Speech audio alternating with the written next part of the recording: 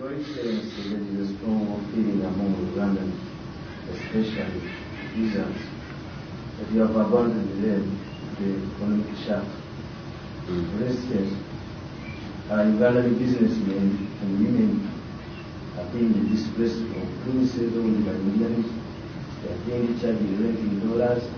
They don't get any portion from government. Peasant women who have been earning the money in the markets, the markets have been taken over by the economic shafts, the capitalists, the tendering. They don't hear anything from you. In 1986 said that you were the president of the whole. It is this frustration that is forcing some of our youth to these guerrilla activities.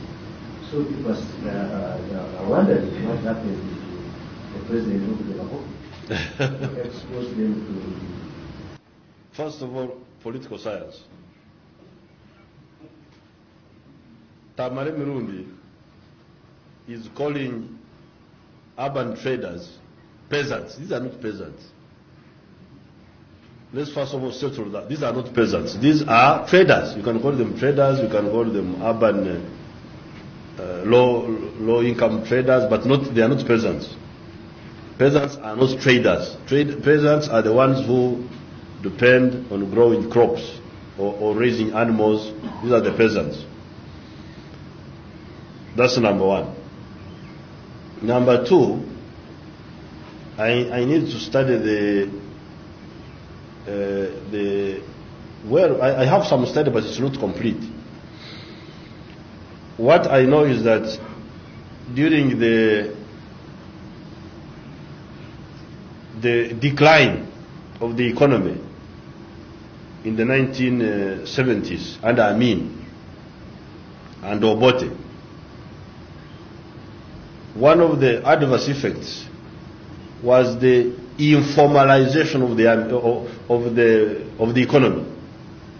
The economy became completely informal. The formal sectors broke down. They were replaced by the informal sectors. You know, the cutway fabrications, you know, this, because the imports were not there. Then the Magendo people who were selling from Dubai. You go to Dubai, you bring things in a briefcase, you sell them, you go back. Now, as the economy becomes formalized, I wouldn't be surprised if such people are being squeezed out of the economy. But this is good for the economy. It's not bad for the economy.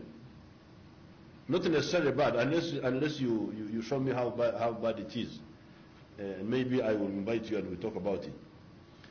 For instance, if a big importer, instead of bringing things in a briefcase from Dubai, if he imports a whole ship,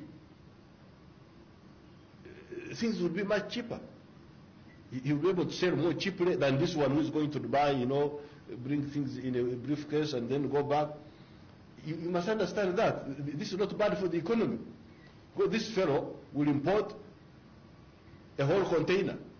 Or I don't know how they do it, but what I know is the principle. Importing in small quantities as opposed to importing on a big scale. Now, you think that is bad for the economy? You'll have to come and show me how bad it is. Then you come to the rents.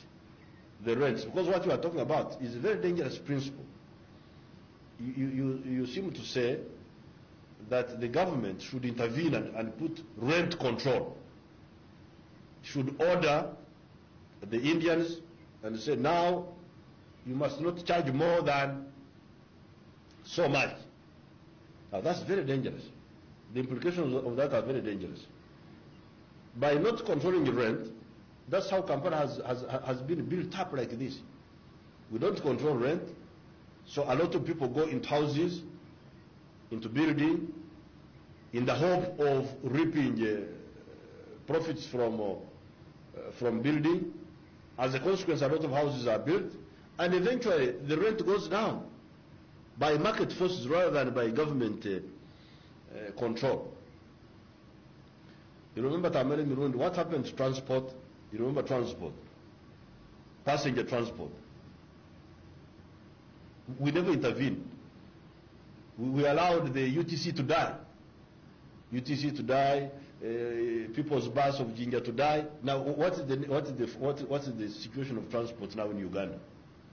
It is excellent. How about cargo transport, the lorries? You remember 1986? Ooh, transport was very, very difficult. But what is the situation now? When you have a lorry, you may park it at the car park and you don't have anybody to hire it. Is that not the situation now? Eh? There are so many lorries now, there are no people to hire them. Is that not true? It's true. But the premise is that the business premises are different. Okay, you will tell me about the business premises. That one I have not studied, so I cannot answer it. But in principle, the liberalization, I have given you the example of passenger transport. You all agree that liberalization helped all of us. Number one. Number two, on the question of cargo transport, by road transport, liberalization helped tremendously. So now about the premises, I have not studied, and I'm ready to study that. But in principle, liberalization is a very good answer.